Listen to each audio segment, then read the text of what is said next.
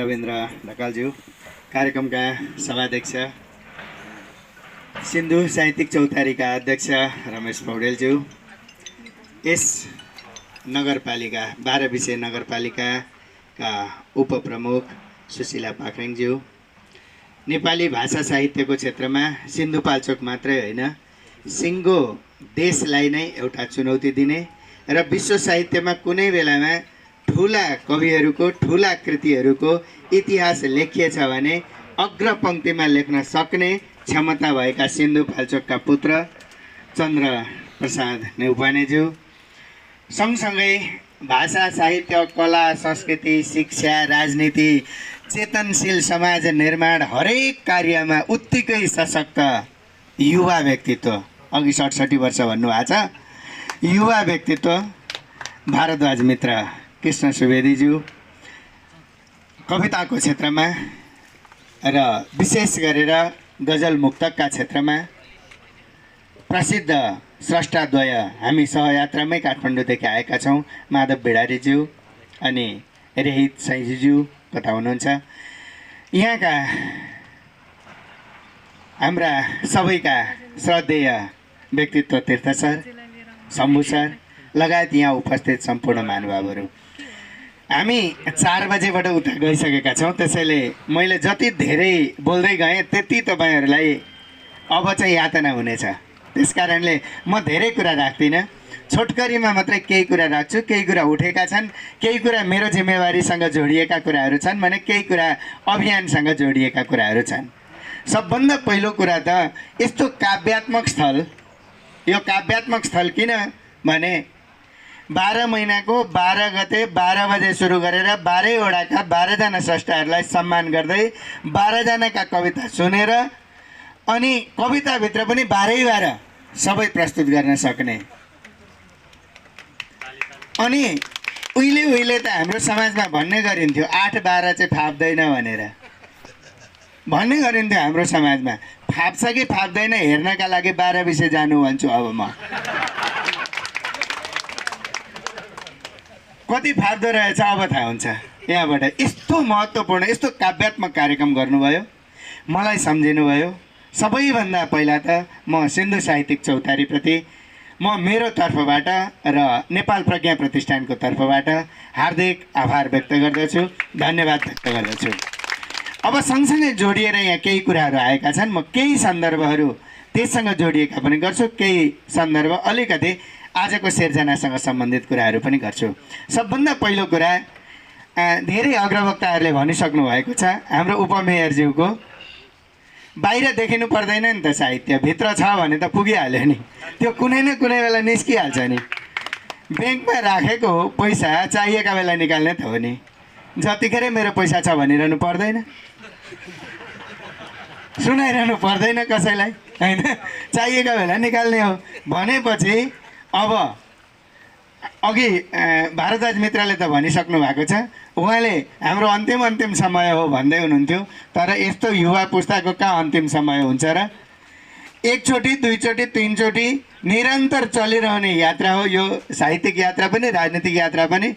भोलिका नेतृत्वहरूमा उहाँहरू आइ नै हाल्नुहुन्छ, कुनै न कुनै रूपमा आउनुहुन्छ भनेदेखि त्यतिखेर आज ब्याङ्कमा राखेको सम्पत्तिलाई सदुपयोग गर्न सकिन्छ। त्यो ब्याङ्किङ सम्पत्ति भनेको भावनात्मक सम्पत्ति हो, सृजनात्मक सम्पत्ति हो। जब सृजनात्मक सम्पत्ति बोकेर हामी हिँड्छौँ नि त्यतिखेर हामीले गर्नुपर्ने कुरा, हामीले गर्व गर्ने ठाउँहरू छन्। म त जहिल्यै भन्ने गर्छु, हामी स्रष्टाहरू, हामी जो कोही व्यक्ति म एकचोटि भेट्छु, भेट्दाखेरि तपाईँ के गर्नुहुन्छ भनौँ, शिक्षकको उत्तर है यो, त्यही त हो नि, केटाकेटीको सिँगान पुस्ने काम त हो नि, अर्थ गर्न सकिएन। ए तपाईँ पढाउनुहुन्छ, अब मैले बुझ्नुपर्छ। अर्को एकजनालाई भेट्यो, के गर्नुहुन्छ भन, त्यही त हो नि, जनताको गाली खाने काम त हो नि, अर्थ गर्न सकिएन। नेता हुनुहुँदो रहेछ तर सन्तुष्टि रहेन रहेछ। अर्को एकजनासँग भेट्यो, तपाईँ के गर्नुहुन्छ भनौँ, त्यही त हो नि, सो कनीकुथी लेख्ने, ठाउँ ठाउँमा जाने, सुनाउने, अर्थ गर्न सकिएन। फेरि आयो है अर्थ, उहाँ चाहिँ स्रष्टा हुनुहुँदो रहेछ। अर्को एकजना व्यक्तिलाई भेट्यो, के गर्नुहुन्छ भनौँ, गयो अफिस गयो, फाइल पल्टायो, आयो घरमा आयो गयो, यस्तै त हो नि, अर्थक गर्न सकिएन। के हो त्यो अर्थक? के हो त्यो? म यति धेरै खोज्दैछु, अर्थक खोज्न थालेको 40 वर्ष भइसक्यो, भेटेको छैन। जहाँ गयो त्यहीँ अर्थक गर्न सकिएन छ। हामीले जे जिम्मेवारी आफ्नो हो त्यो पुरा गरिदियौँ भने अर्थक चाहिँदैन के। जे जिम्मेवारी हो, अब म 12 उपमेयर हुन सकिनँ भनेर मैले चिन्ता लिने नै होइन, उहाँले म कृष्ण भारद्वाज हुन सकिनँ भनेर चिन्ता लिने नै होइन। कृष्ण भारद्वाज लेखेरै आफूलाई अगाडि बढाउने हो, उहाँ उपमेयर भएर यो क्षेत्रको विकास निर्माण गर्ने हो। कर्मचारीले कर्मचारीको काम गर्ने, सेनाले सेनाको काम गर्ने, प्रहरीले प्रहरीको काम गर्ने, पत्रकारले पत्रकारको काम गर्ने, जसको जिम्मेवारी जे हो त्यही काम गर्ने हो भने त पुगिहाल्यो नि, केही गर्नै पर्दैन। त्यसैले हामीले आफ्नो जिम्मेवारी बोध गऱ्यौँ भने पुग्छ। स्रष्टा हुनुमा निराशा छैन। म त पटक्कै कोही पनि निराश हुनु हुँदैन नै भन्छु। किनभने हिजो अस्तिका राष्ट्रपति, भूतपूर्व राष्ट्रपति भएको हामीले देख्यौँ त। हिजो अस्तिका प्रधानमन्त्री, भूतपूर्व प्रधानमन्त्री भएको हामीले देख्यौँ त। 208 वर्ष अगाडिका भानुभक्त चाहिँ किन भूतपूर्व आदिकवि भएनन्? उनी किन भूतपूर्व होइनन्? उनी किन जहिले वर्तमान हुन्? अनि हामीले किन निराश हुने? हामी त वर्तमानको यात्रामा पो छौँ त, जहिल्यै वर्तमानको यात्रामा छौँ। अघि उहाँले शङ्का व्यक्त गरिसक्नुभयो कि भोलिका दिनमा अब के हुन्छ भनेर भन्नुभयो। आज रोपेर जानुभयो बिरुवा भने सिर्जनाको बिरुवा र अरूको बिरुवा फरक छ। हामीले जतिसुकै ठुलो सम्पत्ति जोडौँ, 10वटा घर काठमाडौँमा बनाऊँ, हामी मरेको भोलिपल्ट हाम्रा छोराछोरीहरूको लाइन लाग्छ मालपोत कार्यालयमा नाम सार्नका लागि। एउटा किताब लेखेर छोडेर जाउँ त हाम्रै नाममा निस्किन्छ 10औं वर्ष पछाडि पनि, त्यहाँ अर्को कसैको नाम सर्दैन। त्यसैले उहाँले थालनी गरेको बाटो, उहाँले निर्माण गर्न थालेको पुल, एउटा घर भोलि उहाँ नहुँदाखेरि अर्को ल्याएर उद्घाटन गर्छ, आफ्ना नाममा लेख्छ। तर उहाँले साहित्यको क्षेत्रमा केही गरेर जानुभयो भने जहिल्यै उहाँकै नाम रहन्छ, अर्कोले नाम राख्न सक्दैन। त्यसैले मैले त जहिल्यै पनि यही भनिरहेको छु। अघि भारद्वाज मित्रले भन्नुभयो, ठ्याक्कै यसको 1 हप्ता अगाडि शनिबार म मकवानपुरको बकैया गाउँपालिकामा थिएँ। त्यहाँ बकैया वाङ्मय प्रतिष्ठान त्यहाँ गठन भयो। हामीले एउटा कुरा, यो स्थानीय सरकार सञ्चालन ऐनको परिच्छेद 3 मा गाउँपालिका र नगरपालिकाको काम कर्तव्य र अधिकार भन्ने छ। त्यसको 11 को क मा 1 को क मा लेखिएको छ, त्यो फ मा लेखिएको छ, भाषा संस्कृति र ललित कलाको संरक्षण र विकास गर्ने भनेको छ। त्यो विभागै बनाउने र काम गर्ने भनेको छ। हामीलाई ऐनले नै दिएको छ क्या त्यो अधिकार। अघि उहाँले त दुधौलीको कुरा गर्नुभयो। अहिले देशभरिमा म त धेरै ठाउँमा, म रुकुम पुगेँ, रुकुममा पनि, पश्चिम रुकुममा पनि त्यो बन्यो, अब रोल्पामा पुगेँ त्यहाँ पनि बन्यो, दमक प्रज्ञा प्रतिष्ठान छ, अनि पोखरामा त पोखरा महानगरपालिकाकै प्रज्ञा प्रतिष्ठान छ, अनि गण्डकी प्रज्ञा प्रतिष्ठान छ, अहिले भर्खरै चितवनमा पनि भरतपुर प्रज्ञा प्रतिष्ठान सुरु भयो। प्रज्ञा प्रतिष्ठानको अवधारणा लिएर हिँडेका स्थानीय निकायहरू छन्।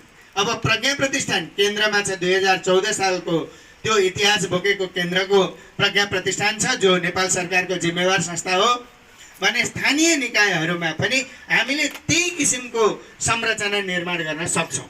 धेरै ठाउँमा निर्माण भएका छन्। ती निर्माण भएका ठाउँहरूमा अझै पनि केही बिग्रेको छैन। अघिल्लो हप्ता भने नि मैले, अघिल्लो हप्ता शनिबार बकैया गाउँपालिकामा त्यहाँ वाङ्मय प्रतिष्ठान बन्यो। त्यो मैले नै नामाकरण गरेँ। प्रज्ञा प्रतिष्ठान भन्ने शब्दलाई चाहिँ सबैतिर लाँदाखेरि त्यो केन्द्रको प्रज्ञा प्रतिष्ठानको चाहिँ मूल्य घट्छ। स्थानीय निकायमा हामीलाई तोकेकै छ, भाषा साहित्य र ललित कला भनेर तोकेकै छ। यी तिनटै शब्दलाई समेट्ने वाङ्मय शब्द हुन्छ। अनि बकैया वाङ्मय प्रतिष्ठान भनेर गठन भयो। 2 कट्ठा जग्गा छुट्याइदिनु भयो उहाँहरूले। घर निर्माणका लागि 10 लाख रुपियाँ त्यो प्रारम्भिक थालनीका लागि भनेर छुट्याइदिनु भयो। काम सुरु भयो। हरेक क्षेत्रमा जाँदा जाँदै पनि गर्न सकिन्छ। त्यसैले म उपमेयरज्यूसँग यही निवेदन गर्छु, यो क्षेत्रमा आएपछि जहिले भन्ने गरिन्छ नि, अघि उमेरको कुरा गर्नुभयो नि, उमेरलाई सम्मान गर्ने, उमेरको ऊर्जालाई सम्मान गर्ने, ग्रहण गर्ने, अनि सँगसँगै कुद्ने, तल्लो पुस्तालाई प्रोत्साहन गर्ने, माथिल्लो पुस्तालाई सम्मान गर्ने, कुद्ने चाहिँ सेता टी सर्टहरूले है, यहाँ दौडिने चाहिँ सेता टी सर्टहरूले। उहाँहरू यस्तो ऊर्जा देखेँ मैले यहाँ होइन। उहाँहरूले बोकेर कुद्नुहुन्छ नि त। यी तीर्थ सरहरू हुनुहुन्छ है, शम्भु सरहरू हुनुहुन्छ, रमेश सरहरू हुनुहुन्छ, उहाँहरूलाई अगाडि ल्याउनुहुन्छ, गुडुडु कुद्नुहुन्छ। युवा पुस्ता भोलि बन्छ यहाँ सांस्कृतिक क्षेत्र, संस्कृतिको केन्द्र बन्छ। यति लामो इतिहास बोकेको यो 12 विषय चुप लागेर बस्दैन भन्ने कुराको प्रमाण आजको कार्यक्रमले दिइसकेको छ। अनि हामी आज जुन तरिकाको कार्यक्रम गऱ्यौँ नि, मलाई सबभन्दा खुसी लागेको यहाँ अगाडि हुनुहुन्छ, अगाडि हुने 12वटा क्षेत्रका विशिष्ट व्यक्तित्वहरू हामीले यहाँ भेट्यौँ। कहिलेकाहीँ त हामी के भन्छौँ भने मान्छे चिनेकै हुँदैन, निधन भइसक्छ, निधन भइसके पछाडि चर्चा हुन्छ, अनि ओहो उहाँ त ठुलो मान्छे हुनुहुन्थ्यो, बित्नुभयो भन्छौँ, हामी समवेदना व्यक्त गर्छौँ, श्रद्धाञ्जली व्यक्त गर्छौँ। त्यो जो व्यक्ति हो उसलाई चाहिँ थाहै हुँदैन मेरा बारेमा यस्तो भयो भन्ने। तर आज तपाईँहरूले जसरी सम्मान गर्नुभयो नि, यो सम्मानले उहाँहरूलाई अलि बढी ऊर्जा दिएको छ। 10 वर्ष बढी बाँच्नुहुन्छ अब। त्यो ऊर्जा दिन्छ कि यस्ता कुराले त। एक ठाउँमा एउटा गाई र एउटा खसी सँगसँगै चर्दै रहेछन्। अँध्यारो छ गाई चाहिँ उज्यालो छ, खसी चाहिँ अँध्यारो छ। खसीले गएर गाईलाई भनेछ, गाई दिदी तिमी चाहिँ यति उज्याली छौ, म चाहिँ अँध्यारो छु। तुलना गर्ने हो भने त मेरो छ सिङ्गो शरीर मान्छेले खान्छ नि, म त सिङ्गो शरीरै पो मान्छेलाई दिन्छु त। तिमी त जम्मा यति यति दुध दिन्छौ, तर मान्छेले तिमीलाई पूजा गर्छ, मलाई किन गर्दैन भनेपछि गाईले भनेछ तिमी जे दिन्छौ मरेपछि दिन्छौ, म जे दिन्छु जिउँदैमा दिन्छु। म थोरै दुध दिन्छु तर म जिउँदैमा दिन्छु। जे दिने हो जिउँदैमा दिनुपर्छ र अहिल्यै दिनुपर्छ, त्यो पनि आज भोलि नै दिनुपर्छ। भोलिका दिनमा हाम्रा यी 12 क्षेत्रका व्यक्तित्वहरू यहाँ मैले सबैको क्षेत्र पनि टिपेको छु अनि उहाँहरूको योगदान पनि टिपेको छु। उहाँहरूले दिएको यस समाजमा दिएको योगदान। चमेली धानीले साहित्यको क्षेत्रमा अघि हामीले कति राम्रो कविता सुन्यौँ, उहाँले साहित्य क्षेत्रमा पुर्याउनु भएको योगदान भोलि उहाँलाई थाहा हुँदैन, मरेर गइसके पछाडि हामीले शोक सभा गरेको। अनि हामीले जितबहादुर तामाङज्यू जसले चाहिँ यो लोक जीवनलाई, मलाई त आज खुसी यस अर्थमा पनि लागेको छ, नेपाल प्रज्ञा प्रतिष्ठानमा म लोक साहित्य र बाल साहित्यको विभाग हेर्छु। त्यसैले यहाँ त लोक जीवनलाई बचाउने स्रष्टाहरू यहाँ हुनुहुन्छ भनेपछि मलाई त यसै संयोग मिल्यो। मेरा सम्पत्ति यहाँ अगाडि हुनुहुन्छ, मेरो जिम्मेवारीभित्रका सम्पत्ति यहाँ अगाडि हुनुहुन्छ। म अहिले देशभरिको लोक साहित्यको लोककथा सङ्कलन गरिसकेँ, लोकवार्ता कोष अब बन्दैछ, अनि लोक नाटकको प्रकाशन हुँदैछ अब तत्कालै, अनि लोकगीतहरूका कामहरू भइरहेका छन्, अनि लोक बाजा पूर्वी नेपालका लोक बाजाको लोक भाकाहरूको कृति निस्किसकेको छ भने अरू कामहरू भइरहेका छन्। यहाँहरू मेरा लागि सम्पत्ति हुनुहुन्छ। सँगसँगै हामीले दिनेश भण्डारीलाई त हामीले यसरी चिनिरहेका थियौँ जाइफुलको वासनाबाट। आज यहाँ प्रत्यक्ष भेट भयो। यसरी स्रष्टाहरू शब्दले चिनिरहेका हुन्छन् अनि त्यही शब्दले चिनिएका हुनाले गर्दा कहिल्यै मर्दैनन् पनि। फेरि अघि भनिसकेँ मैले, आज मैले प्रत्यक्ष यहाँ भेट भयो, अत्यन्तै खुसी लाग्यो। उहाँले लोकगीतको क्षेत्रमा दिनुभएको योगदान, बलराम बस्नेतले भजन र सिलोकका माध्यमबाट दिनुभएको योगदान, वीरबहादुर थामीले यो आफ्नो जातिभित्र रहेर विशेष गरेर मारुनी नृत्य लगायतको सांस्कृतिक क्षेत्रमा पुर्याउनु भएको योगदान, बच्चु नेपालीज्यूको पञ्चबाजाको उन्नयनमा पुर्याउनु भएको योगदान, शेरबहादुर शेर्पाज्यूले यो शेर्पा संस्कृतिको अध्ययनमा पुर्याउनु भएको योगदान, अनि भक्तलाल रञ्जितले शिक्षा क्षेत्रबाट र समाज सेवाका क्षेत्रमा पुर्याउनु भएको योगदान, पूर्णचन्द्र पौडेलले पुराण वाचनको माध्यमबाट सामाजिक जागरणका क्षेत्रमा पुर्याउनु भएको योगदान, देवनारायण तिमसिनाले श्लोक परम्परालाई जीवित राखेर, मैले एकपटक काठमाडौँमा म प्रज्ञा प्रतिष्ठानमा गइसकेपछि राष्ट्रिय नाचघरमा यो श्लोक दोहोरी दिनभरि विभिन्न क्षेत्रबाट ताप्लेजुङदेखि पाल्पासम्मका व्यक्तित्वहरूलाई ल्याएर श्लोक दोहोरीको प्रत्यक्ष प्रसारणको कार्यक्रम सम्पन्न गरेँ। त्यतिखेर मैले थाहा पाएको थिएँ भने देवनारायण तिमसिनाज्यूलाई लिएर जान्थेँ। अब थाहा पाएँ धारा प्रवाह उहाँलाई रोक्नु पर्दो रहेछ। त्यस्तो व्यक्तित्व उहाँ यहाँ आएर भेट भयो। अबका दिनमा मैले खोज्नु पर्दाखेरि मैले यहाँ टिपेर गएको छु। सरल सहयात्री यहाँ उपस्थित हुनुहुन्न, तर उहाँ नेपाली साहित्यमा नेपाली राजनीतिमा चर्चित व्यक्तित्व हो। उहाँलाई पनि यहाँ सम्मान गरिएको रहेछ। धनबहादुर श्रेष्ठज्यू नेवारी संस्कृतिसँग सम्बन्धित विविध कार्य गर्नुभएको रहेछ र उहाँलाई सम्मानित गरियो। यसरी उहाँहरूलाई सम्मान गर्ने मौका पाइयो। यो सबभन्दा ठुलो उपलब्धि हो। जीवनकालमा नै उहाँहरूलाई हामीले तपाईँले गरेको योगदान हामीले सम्बोधन गरेका छौँ भनेर भनियो। अनि अब यहाँनिर हामीले 12 जना कविहरूका सिर्जनाहरू सुन्यौँ। अनि हामीलाई सुरुमा नै शम्भु सरले यहाँ स्वागत गर्दा गर्दै यस क्षेत्रको महत्त्वका बारेमा बोध गराउनु भयो। पछि गएर तीर्थ सरले यो सिन्धुपाल्चोकको साहित्यिक योगदानको समग्र एउटा चित्र नै हाम्रा अगाडि राखिदिनु भयो। अनि सिर्जनाभित्र पनि सुषमा तिमसिनाले सिन्धुमतीको चोली मार्फत जुन किसिमको कला प्रस्तुत गर्नुभयो, अनुपम नेपाल, मैले त अत्यन्तै खुसी व्यक्त गर्नुपर्छ, मेरो भाइ मेरो भतिजो है, यति सुन्दर सिर्जना, कण्ठ, हरेक कुरा कण्ठ।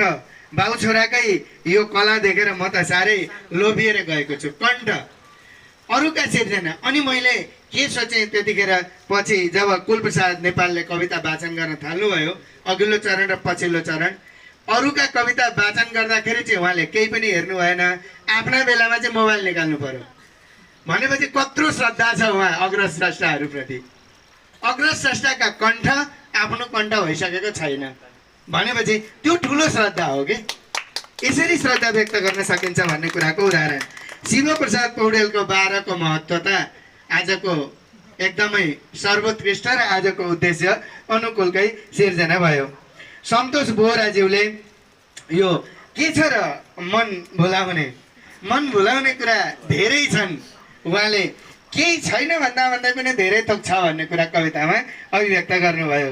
रामबहादुर नेपालले छोटोमा साह्रै मिठो प्रस्तुत गर्नुभयो, जति छ सन्तोकमा रहनुहोस् भनेर हामीलाई पनि सन्देश दिनुभयो। हामीलाई सन्देश दिने मान्छे आफू त सन्तोक हुनु नै हुन्छ, किनभने अरूलाई जे भन्छ त्यसले आफूले त गरेकै हुन्छ। यो सन्तोकप्रति आशावादी चेतनाप्रति खुसी भएको छु। शम्भु सुवेदी बैरागीज्यूको धनी र गरिबको गन्तव्यले साँच्चै प्रभाव पारेको छ। आज टिका शर्मा बिरहीज्यूको बुद्ध जन्मिएको देशभित्रका समस्याहरू, कता अघि त्यहाँ हुनुहुन्थ्यो, कता जानुभएको छ, राधा पौडेलज्यूको मेरो प्यारो नेपाल, त्यहाँभित्र पनि नेपालभित्रका स्वीकृति र विकृति दुइटै छन्। अनि नवराज राय माझीको भ्यू टावर वास्तवमा आजको कविताको साँच्चै एउटा आवाज हो। यो हामी विकास निर्माणका नाममा भ्यू टावर बनाउँदैछौँ, त्यसले चाहिँ छिनेको चप्पलको लोती देख्छ कि देख्दैन? सबभन्दा आजको प्रश्न यति हो, धेरै भन्नै पर्दैन। यति भ्यू टावरलाई पाउनु भने उहाँले एउटा पूर्ण कविता लेख्नुभयो, चन्द्रप्रसादले त महाकाव्य लेखिदिनुहुन्छ त्यही भ्यू टावरको। यति शक्तिशाली कविता आज सुन्न पाइयो, मलाई खुसी लागेको छ। राजन भण्डारीको म अटेरी कविता आज सुन्न पाइयो। केशव नेपालको गीताञ्जली गीत गाउँदै छिन् यस्तो कविता आज सुन्न पाइयो।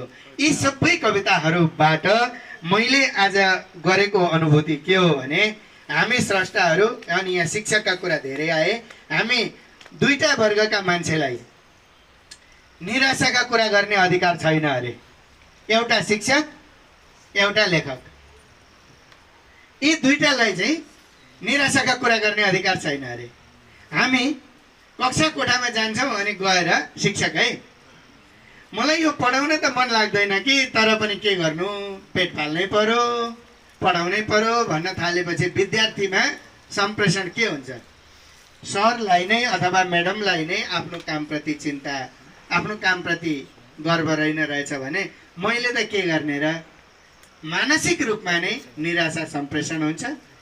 एकजना शिक्षक बराबर 2-3 हजार मान्छे हुन्छन्, अनि त्यस्ता शिक्षकहरूले गरेको निराशाको सम्प्रेषण बेलुका घरमा गएर 2 जनालाई मात्रै सुनाउँदा पनि 6000 निराश एकै दिन हुन्छन्। यसो गर्दै गर्दै जाँदा निराशावादीहरूको जमघट हुन्छ।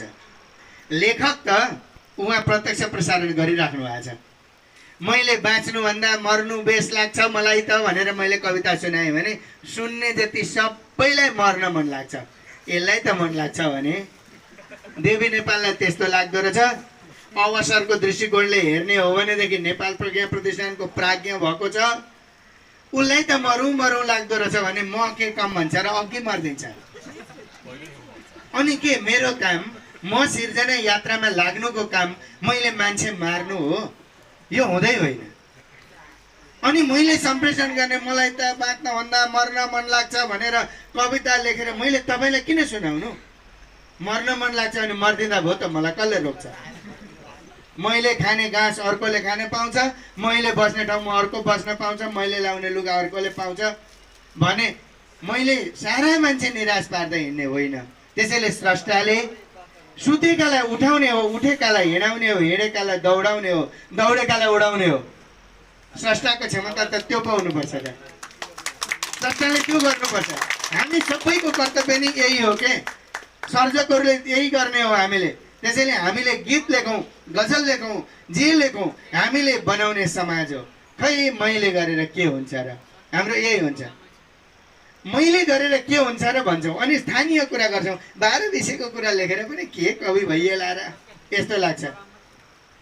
सिद्धिचरण श्रेष्ठले ओखलढुङ्गा लेख्दा त ओखलढुङ्गा पनि 12 विषय नै थियो नि हो। त्यही ओखलढुङ्गा कहाँ पुग्यो हेर्नुहोस् त एकैचोटि।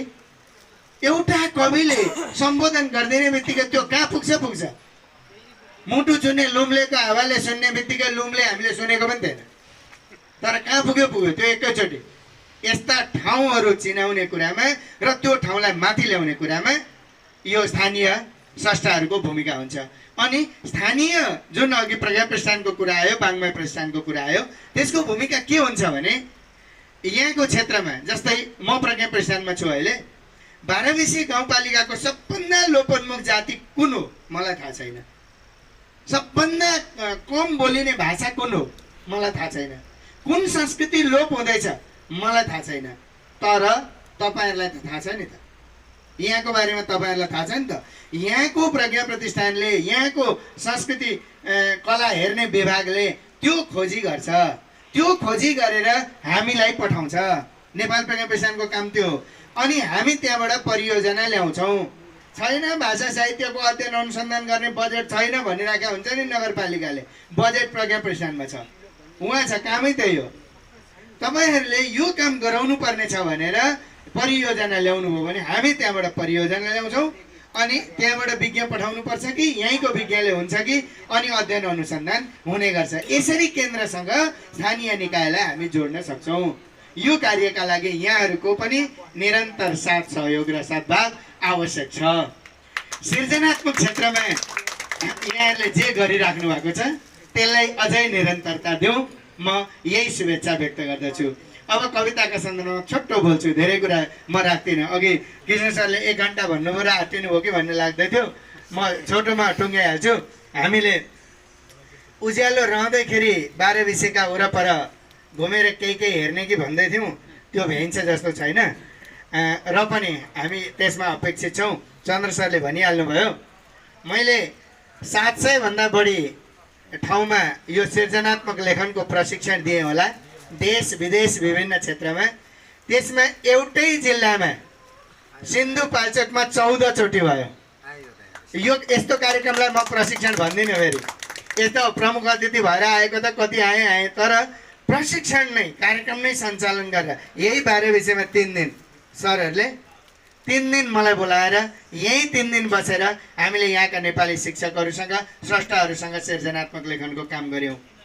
टुकी सङ्घमा चन्द्र सर हुनुहुन्छ, हामीले 7 दिन एकै ठाउँमा बसेर सृजनात्मक लेखनको कार्य सञ्चालन गऱ्यौँ। हामी त्यो माथिल्लो भेगमा, माथिल्लो किउलसम्म पनि पुग्यौँ, मेलम्ची क्षेत्र त कति गयौँ, थाङपाल धापसम्म पनि पुग्यौँ, तौथलीसम्म पनि गयौँ। यी क्षेत्रहरूमा म धेरैभन्दा धेरै हिँडेको छु। त्यसैले सिन्धुपाल्चोक, यहाँ नवराज पौडेल भन्ने एकजना साथी हुनुहुन्थ्यो चौतारातिर, अनि हामी विभिन्न क्षेत्रमा यता साहित्यतिर लाग्दाखेरि उहाँ राजनीतिमा हुनुहुन्थ्यो, अहिले कता हुनुहुन्छ मेरो भेट भएको छैन, होइन हुनुहुन्छ क्या हो। उहाँले मलाई भन्नुहुन्थ्यो, होइन तपाईँ त सिन्धुपाल्चोक गएर चुनावमा उठ्नुभयो भने जित्नुहुन्छ है क्या हो भन्नुहुन्थ्यो। अनि मैले मेरो त्यो लक्ष्य छैन, त्यस्तो स्थिति आयो भने तपाईँलाई चाहिँ झापामा पठाउँला नि त, मेरो झापा हो। म यसरी ठट्टा गर्थेँ उहाँसँग। यो क्षेत्रसँग म धेरैभन्दा धेरै परिचित छु। अब यहाँ सृजनात्मक कुराहरू आउँछन्। हाम्रो दायित्व के हुन्छ यसमा सृजनाकै तहबाट कुरा गर्छु। म धेरै पुस्तासँग पुग्छु, बालबालिकासँग गयो। 4-5 कक्षाभन्दा मुनिका बालबालिकाहरू फुलबारी मन पराउँछन्। फुल, पुतली, चरा, मुसा, कुकुर, बिरालो, जुन, घाम यस्ता मन पराउँछन् उनीहरू। त्यस्तैका कविता लेख्छन्। 6 कक्षादेखि 10 कक्षासम्मका विद्यार्थीसँग गयो, उनीहरू बडो देशभक्त हुन्छन्। म ठुलो मान्छे बन्छु, देशका लागि काम गर्छु, देशकै लागि मर्छु, यस्ता कविता लेख्छन्। 11 कक्षादेखि ब्याचलरसम्मका विद्यार्थीहरूसँग गयो, बडो प्रेमी हुन्छन्। म त तिमी बिना मरिहाल्छु, बडो लेखन सुरु हुन्छ उनीहरूको उमेरको प्रभाव क्या सिर्जनामा। अनि जब 25-30 वर्षदेखि उता लाग्छ मान्छे, अनि बडो गम्भीर हुन थाल्दो रहेछ। बाटो भत्केको पनि देख्छ, समाज बिग्रेको पनि देख्छ, घर परिवारका जिम्मेवारी, देश बनाउने जिम्मेवारी, सारा कुरा। अनि 60सम्म उसले अभिव्यक्त गर्दो रहेछ। 60देखि उता लागिसकेपछि मान्छे उपदेशक बन्दो रहेछ। अनि मैले त केही गर्न सकिनँ, तिमीहरूले गर्नु है भन्दो रहेछ।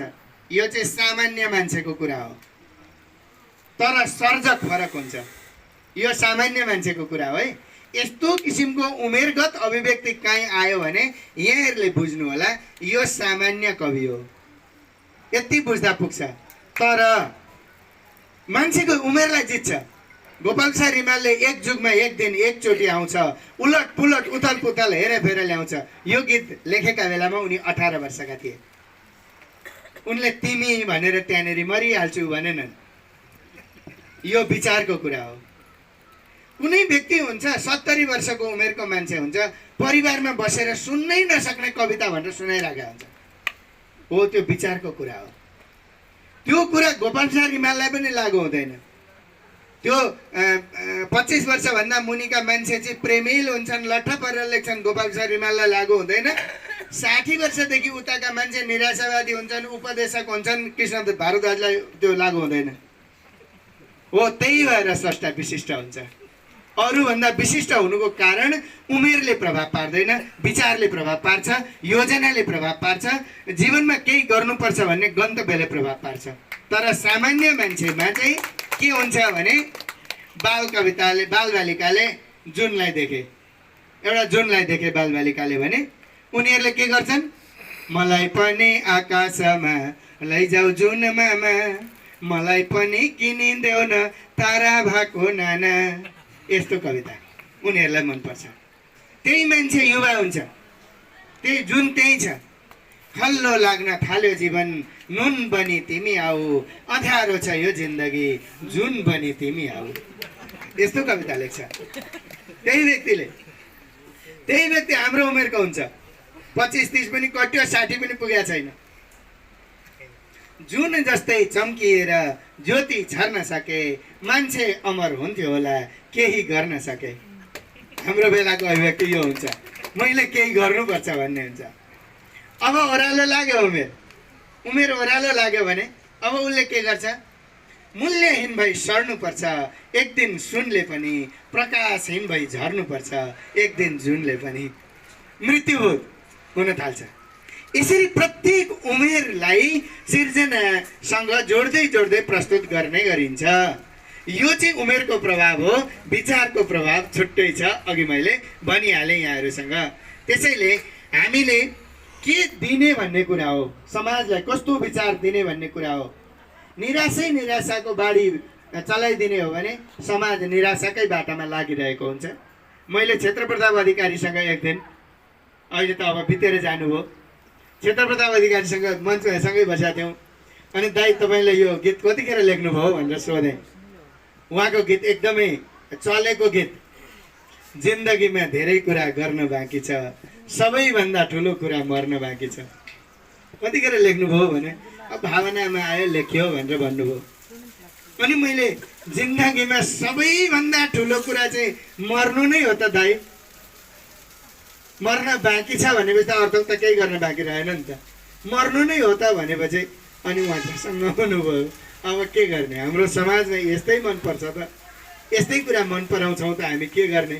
उहाँले भन्नुभयो हामीले समाजलाई दिने कुरा भनेको सिर्जनाका माध्यमबाट चेतना र जागरण नै हो, सांस्कृतिक जागरण नै हो। यो कार्यमा यहाँहरूले जुन अभियान सञ्चालन गर्नुभएको छ मलाई अत्यन्तै खुसी लागेको छ। अब म धेरै कुरा नराखौँ, अन्तिममा एउटा घटना भनेर यहाँहरूबाट बिदा चाहन्छु। त्यो घटना संस्थालाई शुभकामना हुनेछ। मैले भन्ने घटना संस्थालाई शुभकामना हुनेछ।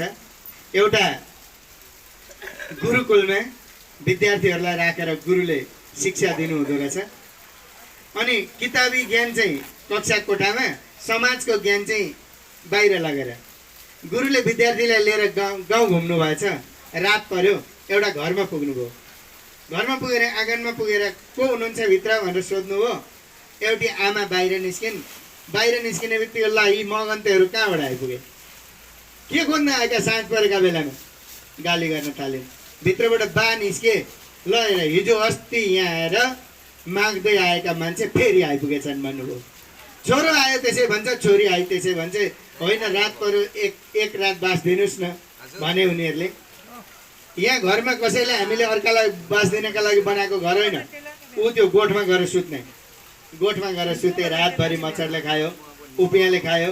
बिहान उठेर आए अनि गुरुले भने तपाईँहरूको स्वागत सत्कारप्रति म अत्यन्तै खुसी भएँ। तपाईँको यो परिवार जति छ यो परिवार कहिल्यै छुट्टिनु नपरोस्। तपाईँहरू एउटै घरमा बसिरहनुहोस्, सधैँ सुखी भइरहनुहोस् भने चेलाहरू छक्क परे। के भनेको गुरुले यस्तो दुष्ट परिवारलाई? दिनभरि फेरि घुमे, अर्को घरमा पुगे। बेलुका अर्को घरमा पुगिसकेपछि त्यो घरमा चाहिँ भित्रबाट आमा आउनुभयो। ओहो गुरुहरू कहाँबाट आउनुभयो, ल आउनुहोस् आउनुहोस् यता आउनुहोस् भन्नुभयो। बाले राडी ल्याएर ओछ्याउनु भयो, छोरीले पानी ल्याएर दिन्, छोराले खाजा ल्याएर दे, अनि स्वागत सम्मान गरे, अनि मिठो मिठो खानेकुरा दिए, घरमा राखे, स्वागत सत्कार गरे। बिहान उठेर ती गुरुले भने तपाईँहरूको स्वागत सत्कारप्रति म अत्यन्तै खुसी छु।